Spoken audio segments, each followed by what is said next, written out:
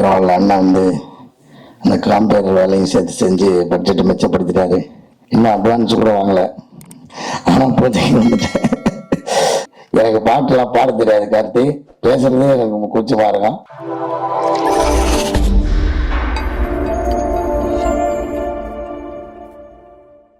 இந்த திரைப்படத்தில் முக்கிய கதாபாத்திரம் இந்த கதையை பத்தி நான் என்னுடைய உரையில சொல்லிடுறேன். மிக மிக முக்கியமான கதாபாத்திரம். சமீபத்தில் தமிழ் திரைப்படங்களில் மிக சிறப்பான நடிப்பால் தமிழ் பார்வையாளர்களை தன் வசம் இழுத்திருக்கும் மரியாதைக்குரிய அண்ணன் காளி வெங்கட் அவர்களை ஒரு சில வார்த்தைகள்.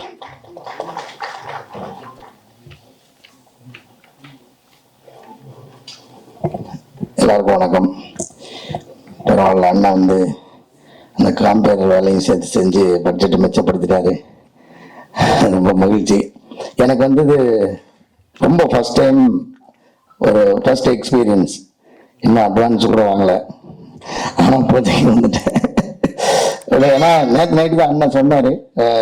அதுக்கு முன்னாடி கதை சொல்லிட்டாரு. ரொம்ப ரொம்ப இன்ட்ரெஸ்டிங்கான கதை. சமீபத்தில் நான் கேட்டதில் ரொம்ப சுவாரஸ்யமாக இருந்துச்சு. என்டர்டைன்மெண்ட்டாகவும் சரி, அது என்கேஜாகவும், அது பேசுகிற விஷயமும் சூப்பராக இருந்தது.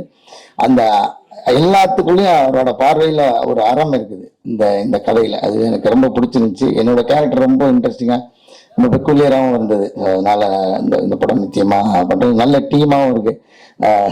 கார்த்திக் அவர் வந்து உங்களுக்கு தெரிஞ்சிருக்கும் நினைக்கிறேன். விவேக் பிரஸ்னா அவரோட சகோதரர். அவர் அந்த தெரியாதவங்க இதன் மூலமாக தெரிஞ்சுக்க. அப்புறம் வந்து அவரோட ரைட்டிங்கில் நான் இன்னொரு படம் பண்ணியிருந்தேன். அது சும்மா ஒரு இதில் சொல்லிக்கிறேன். அது படம் சீக்கிரம் வரப்போகுது. பயங்கரமாக இருந்துச்சு. எனக்கு எக்ஸ்பீரியன்ஸாக சூப்பராக இருக்கும். அந்த படம் வந்து ரொம்ப இன்ட்ரெஸ்டிங்கான படம். அவரோட ரைட்டிங்கில் வரப்போகுது. அப்புறம் இந்த மொத்த டீமுக்கும் என்னோட வாழ்த்துக்களும். நானும் உள்ளே இருக்கேன்றத மகிழ்ச்சியும் தெரிவிச்சுக்கிறேன். அண்ணா விஜயாபுரன் கூட ரீசெண்டாக ஒரு படம் ஒர்க் பண்ணோம். திரும்பவும் சேர்ந்து ஒர்க் பண்ணுறது ரொம்ப மகிழ்ச்சினேன். மேடம் ரேணா மேடம் கேட்டாங்க, பிரகாஷ் கூட நடிச்சிருக்கீங்கன்னா எனக்கு டக்குன்னு ஞாபகத்துக்கு வரல. நமக்கு ஜிவி சார்னே சொல்லி பழகிட்டோம். அவங்க வீட்டில் செல்லமா கூப்பிடுற பேர் நினைக்கிறேன் அப்படி. நான் யோசிச்சுட்டே இருக்கேன், பிரகாஷ். அப்புறம் 3 படம் நடிச்சிருக்கேன். அப்புறம் ஆமாம் மேடம் நான் சொன்னேன். அதுக்கு அப்புறம் ரொம்ப நல்ல எக்ஸ்பீரியன்ஸு. எல்லாருக்கும் நன்றி. இயக்குனருக்கு ரொம்ப நன்றி, வாழ்த்துக்களும். கார்த்தி வந்து வரும்போது என்ன சொன்னேன், ஆனால் ஒரு பாட்டு பாடி விடுங்க, அப்போதான் வந்து ரொம்ப வைரல் ஆகும் அப்படிலாம் சொல்லி. எனக்கு பாட்டெல்லாம் பாட தெரியாது கார்த்தி, பேசுறதே எனக்கு கூச்சமா இருக்கும். ரொம்ப நன்றி, தேங்க்யூ.